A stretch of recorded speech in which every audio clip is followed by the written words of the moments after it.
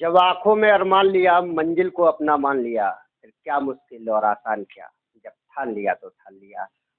जी हाँ, आप UP update देखना शुरू कर चुके हैं और मैं हूँ आपके साथ आशुतोष मिश्रा। आज हमारे साथ वो छात्र मौजूद है जिसने उत्तर प्रदेश में इंटरमीडिएट में दूसरा स्थान प्राप्त कर बीसलपुर का ही नहीं पूरे पीलीभीत का गौरव बढ़ाने का काम किया है। हम उनसे बात करेंगे। सबसे पहले हम जानते हैं कि ये जो पढ़ाई की शुरुआत थी वो कहाँ से हुई। सौरभ, बहुत बहुत स्वागत है आपका। धन्यवाद सर। सौरभ, सबसे पहले शुरुआत से बात करते हैं। कहाँ के रहने वाले, मूल निवास कहाँ है आपका? मेरा मूल निवास ग्राम जमुनिया महुआ, ये कौन से थाना क्षेत्र में पड़ता है? ड्यूरिया कला। ड्यूरिया कला की यदि बात की जाए तो एक जंगल का एरिया है, चारों तरफ जंगल हैं और वहाँ से निकलकर बीसलपुर तक पहुँचना कैसी मतलब पूरी जर्नी रही, पूरा बताएं।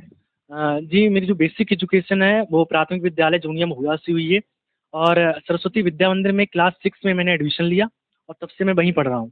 ट्वेल्थ भी मैंने वहीं से पास किया है और क्लास 12 के रिजल्ट में 500 में से 486 अंक लाकर प्रदेश में द्वितीय स्थान प्राप्त किया है। सौरभ, यदि बात की जाए जब आप बेसिक की पढ़ाई करते थे तो बेसिक में किस तरह के आपके अंक प्राप्त होते थे? सर, रिजल्ट देखा जाए तो मतलब मुझे जब से ध्यान है, थर्ड क्लास से ध्यान है, तब से अभी तक का रिजल्ट अच्छा ही रहा है। गांव से शहर अचानक कैसे शिफ्ट हुए? पहले आप शिफ्ट हुए या माँ बाप के साथ ही शिफ्ट हुए थे? जी, माँ बाप ही, मुझे माता पिता ही मतलब साथ लाए हैं अपने। और वहाँ का जो मतलब उन्होंने लगा था, उन्हें खुद लगा होगा, जैसे उस टाइम मैं तो इतना समझदार नहीं था, तो उन्हें लगता है कि मतलब मैं कुछ अच्छा कर सकता हूँ, वहाँ का मेरा जो प्रदर्शन देखा होगा, तो इसी बेस पे मैं यहाँ आया और एसवीएम इंटर कॉलेज, जो कि हमारे जो पीलीभीत का एक अच्छा जाना माना कॉलेज है, वहाँ मैंने एडमिशन लिया क्लास 6 में। आपका 80 वर्ग गज का मकान है, शायद ये भी जल्दी बना है। जी सर, 1 साल पहले बना है। इससे पहले लगातार 5-6 साल कहाँ रहे, कैसे रहे हैं? ये डाइट के सामने, बीसलपुर डाइट के सामने किराए पे रहा 6 साल। किराए पर रहते थे तब क्या पढ़ाई इसी तरह हो पाती थी आपकी? मतलब थोड़ा बहुत तो डिस्टर्बेंस होता ही था, लेकिन हाँ बिल्कुल, मतलब हमारे जो चाचा थे उनके पड़ोस में ही रहते थे, उन्होंने ही दिलवाया था, तो खैर इतना डिस्टर्बेंस नहीं था, कोई सपोर्ट उनसे भी मिला था और वो भी मतलब एक माता पिता की तरह व्यवहार करते थे, तो किराए में खैर इतनी परेशानी नहीं हुई थी। इंटरमीडिएट की बात की जाए तो कौन कौन से सब्जेक्ट हैं आपके पास? हमारे पास फिजिक्स, केमिस्ट्री, मैथ और हिंदी इंग्लिश सब्जेक्ट। सबसे ज़्यादा रुचि कौन से सब्जेक्ट में रहती थी आपकी? इंटरेस्ट की बात करें तो लगभग इक्वली अपना फोकस किया था, लेकिन पीसीएम हमारा फेवरेट था, फिजिक्स, केमिस्ट्री, मैथ। अलग अलग सब्जेक्टों में कितने नंबर प्राप्त हुए हैं? हिंदी में 96, इंग्लिश में 96, फिजिक्स में 97, केमिस्ट्री में 97 और गणित में 100। मैथ में 100 अंक प्राप्त किए। आप, जैसे कि चर्चा हो रही कि आपने कोचिंग भी नहीं की है मैथ की, क्या ये सत्य है? हाँ, ये सत्य। कोचिंग नहीं की थी ऑफलाइन कोई, स्कूल का सपोर्ट रहा और यूट्यूब पे रिवीजन के लिए दी ऑनलाइन कोचिंग प्लेटफॉर्म का सहारा लिया था। तो फिजिक्स की बात की जाए? फिजिक्स भी मैंने वहीं से की थी, सेल्फ स्टडी से की थी और कोचिंग नहीं गया था। और केमिस्ट्री की कोचिंग तिवारी सर के यहाँ गया था और उनके नोट्स सफिशिएंट थे, पेपर आया था और अच्छा किया मैंने उसमें। मतलब यदि बात की जाए कि जैसे इंटरमीडिएट में जब बच्चे पहुंचते हैं तो वो लगातार 4 कोचिंगें पढ़ते हैं, आपने कितने कोचिंगें पढ़ी थी? सर, मतलब पूरे साल तो मैं कोई भी कोचिंग नहीं गया।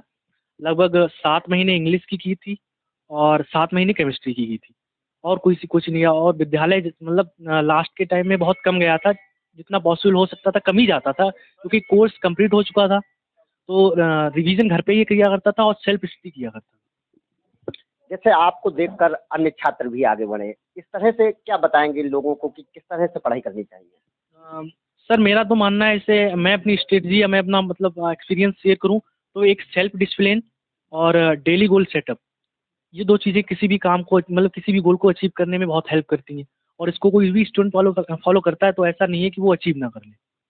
युवा पीढ़ी की बात की जाए तो मोबाइल से बहुत प्रेम रहता है। मोबाइल का प्रेम अक्सर जो बच्चों को पढ़ाई में बाधा डालता है, आपको क्या लगता है? सर, हर किसी की 2 साइड होती हैं, एक पॉजिटिव होती है, एक नेगेटिव होती है। मोबाइल का भी ऐसा ही है सर। तो मेरे लिए तो मोबाइल काफ़ी हेल्पफुल रहा, क्योंकि मैंने ऑनलाइन कोचिंग का रिवीजन में भी सहारा लिया था, या जैसे कोचिंग तो गया नहीं तो डाउट सॉल्विंग में भी मोबाइल काफ़ी हेल्पफुल रहा। दी ऑनलाइन कोचिंग प्लेटफॉर्म मेरे लिए वरदान साबित हुआ। काफ़ी उन्होंने हेल्प की न्यूमेरिकल सॉल्व करने में। फिजिक्स का पूरा पेपर न्यूमेरिकल से ही आया था, काफ़ी एक टफ कैटेगरी का था। तो मेरे लिए तो मोबाइल खैर यूज़फुल ही रहा, और जब मैं बोर हो जाता था तब मैं थोड़ा सोशल मीडिया यूज़ करता था। सौरभ, डर नहीं लगता था? मुझे लगता है आपके क्लास में जितने भी बच्चे होंगे कोई ऐसा बच्चा नहीं होगा जो पढ़ता ना हो, कोचिंग ना पढ़ता हो। आप ही शायद ऐसे होंगे जो कोचिंग बगैर पढ़े आज इतने अच्छे मुकाम पर पहुँचे हैं। सिर्फ 2 स्टूडेंट थे, एक मैं था और एक लड़का और था हमारे साथ का। बस और शायद मतलब 400 के स्टूडेंट के जो नंबर में शायद हम 2 ही थे। सौरभ, नोट्स कैसे बनाए थे फिर आपने? सर नोट्स बनाने का ऐसा तरीका था जैसे सर पढ़ाते थे तो क्लास नोट्स का अलग रहता था, जो कॉन्सेप्ट बचता था या फिर जो परफेक्ट सिलेबस होता था उसको सेल्फ स्टडी से किया था। सौरभ, यदि सफलता की बात की जाए तो आज आपने बहुत बड़ी सफलता हासिल की है। बीसलपुर ही नहीं, पीलीभीत में भी आपने नाम रोशन किया है। आज सुबह से आपने देखा होगा कि आपको बधाइयाँ देने वालों के आज तांते लगे हुए हैं। लोग जहाँ भी आप जा रहे हैं वहाँ आपको शुभकामनाएं प्राप्त हो रही हैं। इंडिया वाइज भी आपको शुभकामना दे रहा है। लेकिन सौरभ, इस सफलता के पीछे कहते हैं ना कि जो मेहनत होती है, कड़ी मेहनत, वो किस तरह से की जाती है? सर कड़ी मेहनत का क्या, मैंने कभी घंटे के वाइज पढ़ाई नहीं की थी।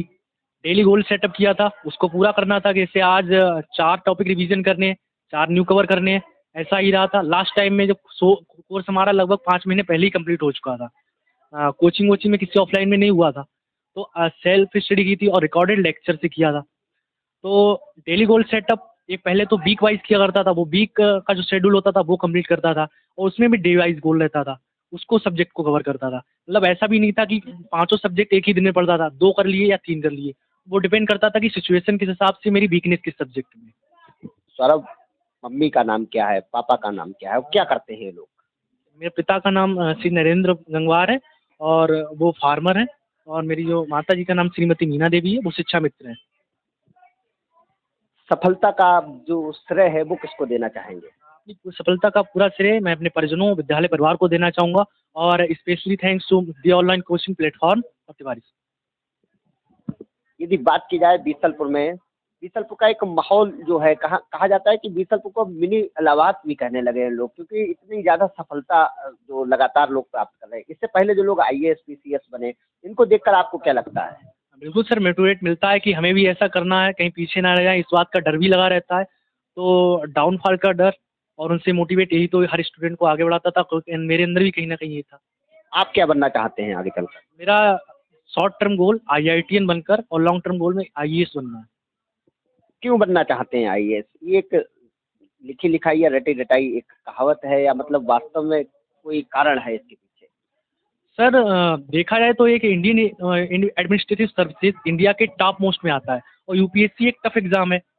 तो सर ये मेरी हॉबी भी है और ये मतलब मैं इसको क्रैक करना चाहता हूँ और देश की उच्चतर सेवा में जाकर समाज के लिए और देश के लिए अच्छा करना चाहता हूँ।